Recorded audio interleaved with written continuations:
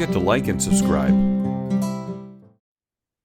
Ladies and gentlemen, prepare yourselves for a journey into a wonderfully whimsical world with our next guest. With a knack for comedy and a flair for storytelling that transcends dimensions, he's not just your ordinary artist, he weaves tales and resonates deep with the collective psyche. As a creator of the artist's journey, he's not just leading the way, he's practically drawing the map to the cosmic realms of creativity. Wilfred isn't just sketching away. He's also the mastermind behind the visual delights in animation and games, crafting worlds that'll have you questioning reality. Now hold on to your seats, folks. Here's where the humor kicks in. This artistic genius isn't just about painting rainbows and unicorns. He's dipped his brush into the cosmic horror pool with his graphic novel, Paradillo Gateway. Brace yourselves for a journey into the depths of cosmic terror that'll leave you sleeping with the lights on. And guess what? That's not even the tip of the iceberg. He's dabbled in the world of acting, gracing screens big and small with appearances in titles like Warm-Blooded Killer, Kim's Convenience, 5,000 Years of Heroes, and yes, even Chucky. Talk about versatility. So get ready to be entertained, enlightened, and perhaps slightly spooked as we delve into the mind of the multifaceted artist who will have you laughing, gasping, and pondering the mysteries of the universe, all in one sitting. Please welcome our wonderful guest today, Wilfred Lee. Sir, welcome to the show, and thank you so much for the time. Thank you, Chris. That was a fantastic intro. I feel like I need you to introduce me like this every time. That was fantastic. You know, I want to dive into this with you. The artist Sure. journey, right? Now, this concept that you've created, could you share the inspiration behind the idea? Sure. So I was living in Korea at the time. I had spent a decade there, even though I was born in Toronto. I had just finished college. I was looking for art creative work. Ended up having a hard time just teaching English until gradually started doing these small English lessons of teaching life drawing, which was like one of my favorite classes that I took back in college for animation. And every week I would just kind of gather more expats in Korea who were just wanted to make a community and draw together. And I kind of grew up and started with the Facebook group, just saying, come join us. And then I would just call it the artist journey. And it's really about cultivating and connecting all different types of creatives, regardless of whatever mediums they use, whatever they can do to explore their own creative pursuits. So, with the artist journey, with this Facebook group, and now your site as well, how has this collaboration and insight, I'll say networking with all these people, how has it influenced your approach to storytelling? Yeah, great question. Pretty much very similar like you. I had started doing podcasting in Korea with Artist Journey, and it the first inciting incident I would say is I was on Instagram and I had a friend. Her name is Eshe, who is also Canadian, but we met in Korea, and she was a belly dancer. I think she still is teaching. And we were just talking, conversing on a post on Facebook, and then she had said about dancing, an interesting perspective I've never really heard of. And she had said something along the lines of, I love to dance because that's my way or ability to manipulate time through space. Wow. And I just thought that was very profound, a bit of an epiphany moment for me. And I had just said to myself, I have to just really sit down and just talk with her and have a great conversation. And then that became the first step into kind of just meeting all different types of artists, because essentially creativity, if you're doing acting yourself, you can't just have one particular story. It's like a favorite thing to do as an actor is to dive into anything and learn something new. So, experiencing everything, getting a lot of different perspectives and mindsets from people really helps cultivate a broader horizon in terms of like the creative landscape going on. So when we talk about this creative landscape and really broadening the horizons, you're creating content in different mediums, which requires flexibility and to be adaptive. How do you navigate the transitions between writing a graphic novel or designing for animation or even stepping into roles as an actor?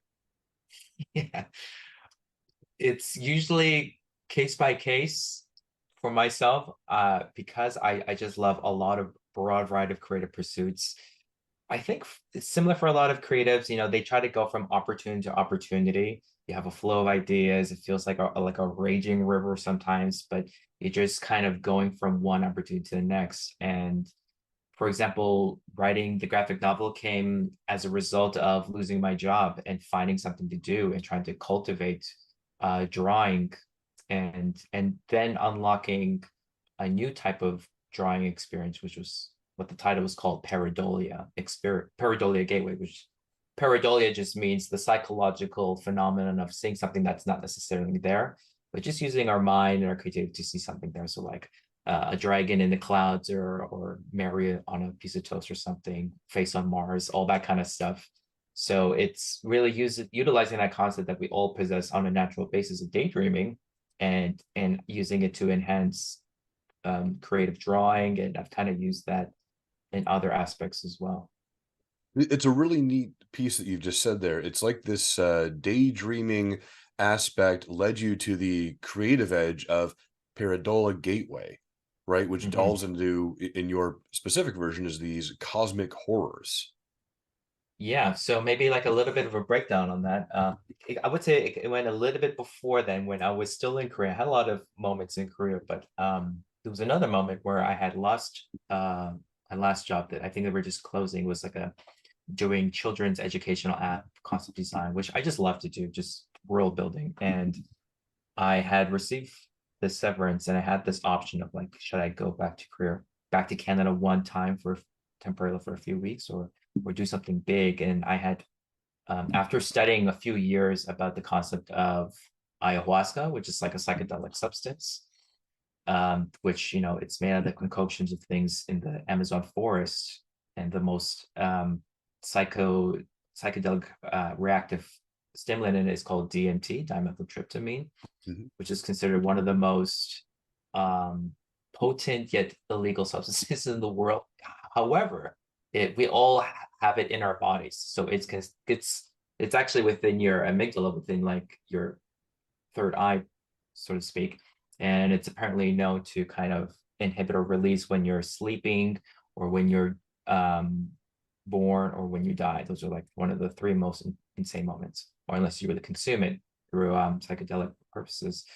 So I decided to go there, and my mom was living in Canada at the time, and I was talking to her about going to Ecuador, where she was from, because half Ecuadorian, and then somehow decided with enough money that I had that I was going to meet her in Ecuador and visit family, and then solely research, and then go to the Amazon to try ayahuasca. And then somehow my mother is a straight edge sword. I've never seen her drink or smoke anything, but she, at the end, through the research, she decided she was going to do it along with me. Wow. Yeah. And it was a huge, amazing overall experience. I don't think I really slept. It's also purgative. It lasted over 18, 12 hours.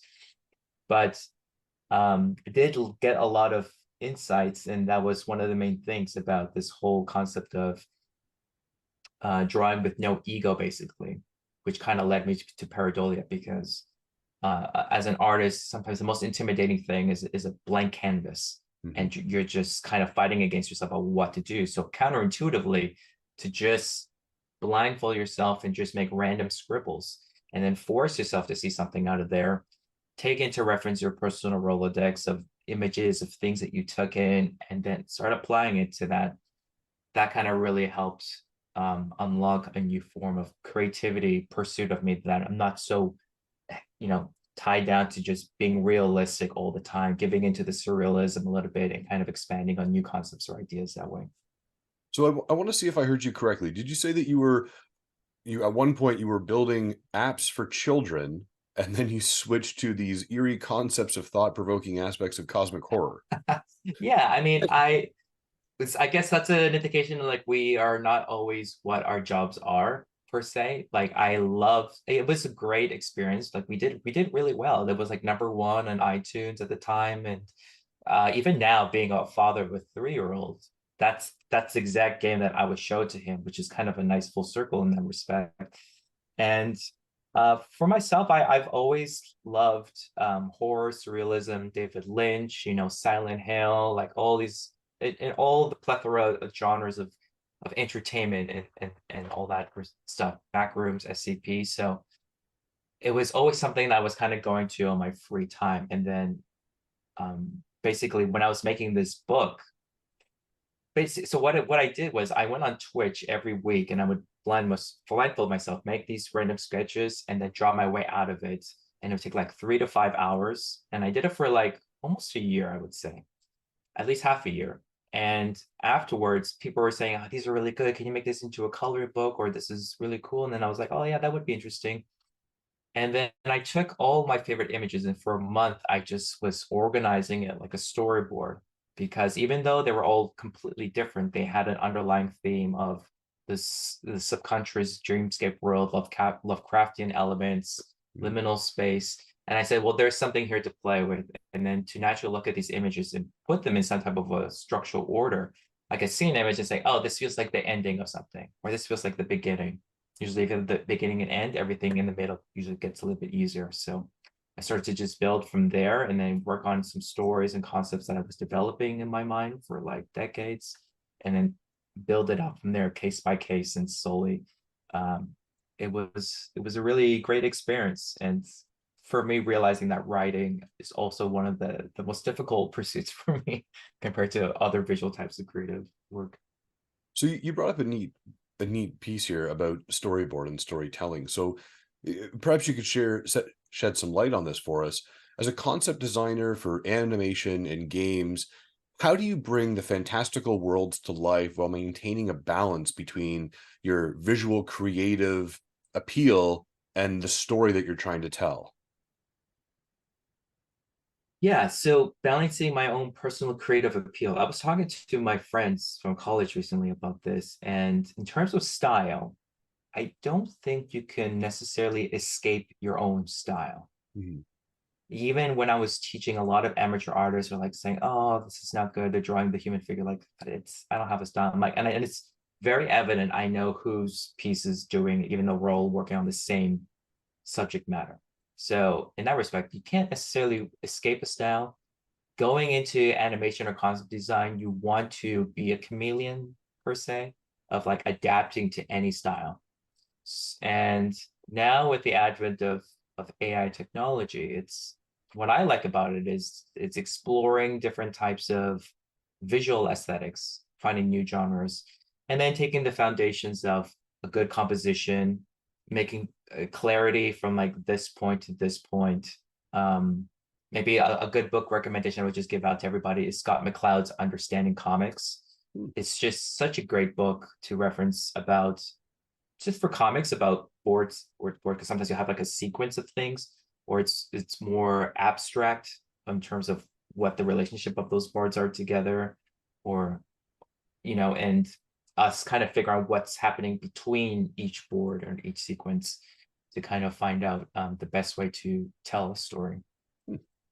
So when we talk about telling a story and being adaptive, your foray into acting with appearances in titles like, Warm-Blooded Killers and Chucky, it does showcase your versatility and how adaptive you are to different roles. How did you get involved in acting to start with? Would say maybe but one of my first, uh maybe even way back when I was living in Aurelia at the time, aka Sunshine City, home of Gordon Lightfoot. Anyone's curious, 26,000 people when I was first there. Now it's like 32, which is kind of big for me.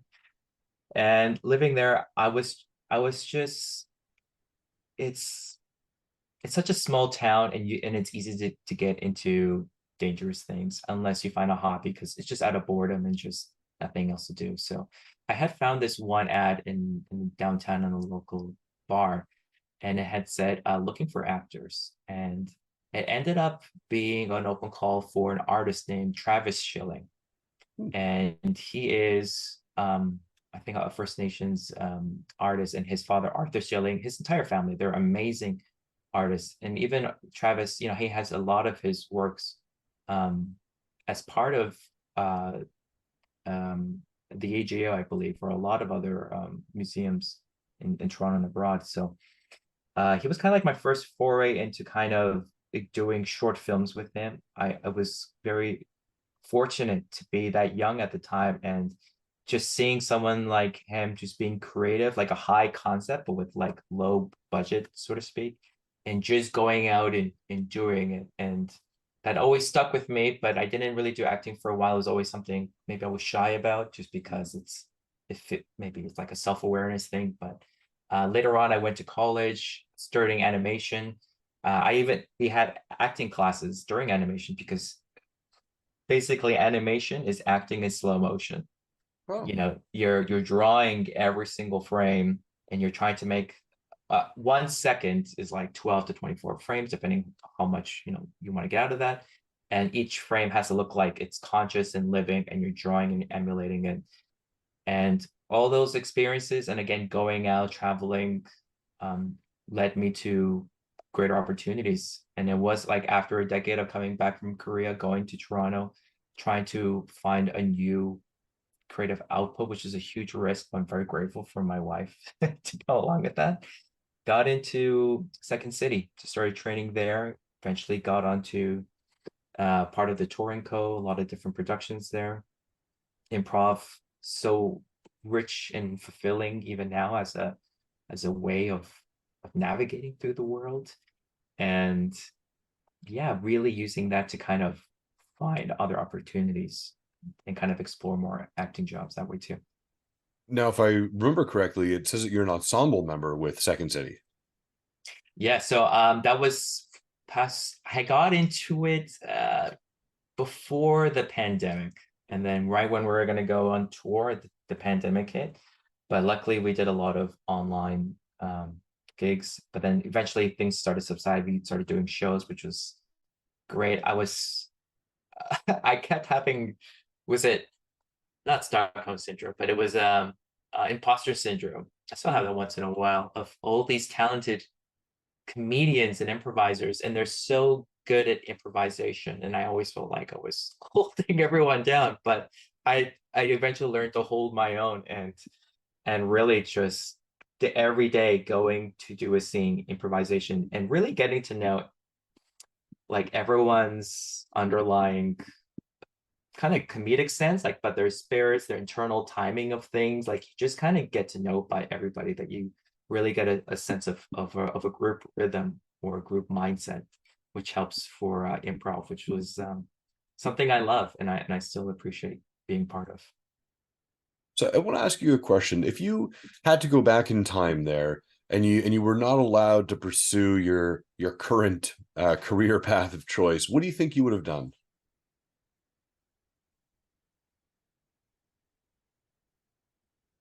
I've well, that's happened to me a few times in my life, and I'm sure it happens to a lot of creatives that I know, especially I'm sure you know too, Chris, because of interviewing a lot of people where they have a lot of side jobs. Again, like we said, like does not define what we are inside, but having to do other work outside of artistry, but at the end, it always compelled me to whatever free time I had to do something creative. So it's one thing to kind of go out and try to get a career in a creative pursuit, but just to even if your main job is not a creative job per se, having something of a creative craft as your daily routine, if possible, is really good for yourself. It's basically a muscle, just like you would do and use to go to the gym.